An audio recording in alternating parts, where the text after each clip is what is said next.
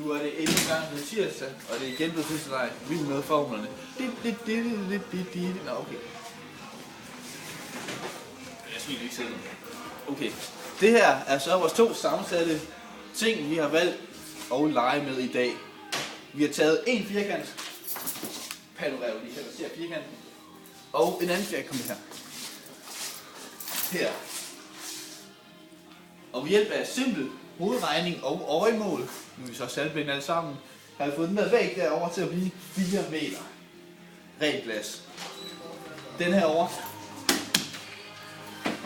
har vi så valgt at sige er 1,5 meter i længde. No shit, Sherlock.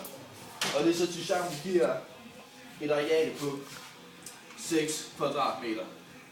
Og herover der har vi så valgt at sige, at den her trofæskabs gæstestjerner og alt muligt. I vil også interviews og sådan noget. Og så stemt ud nok.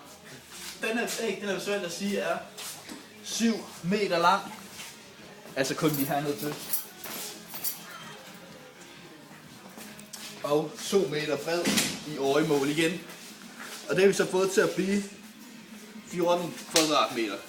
Vi lægger det hele sammen, ikke godt? Skal vi trylle. Og så er det 23 kvadratmeter samlet set. Og nu til dagens joke. Du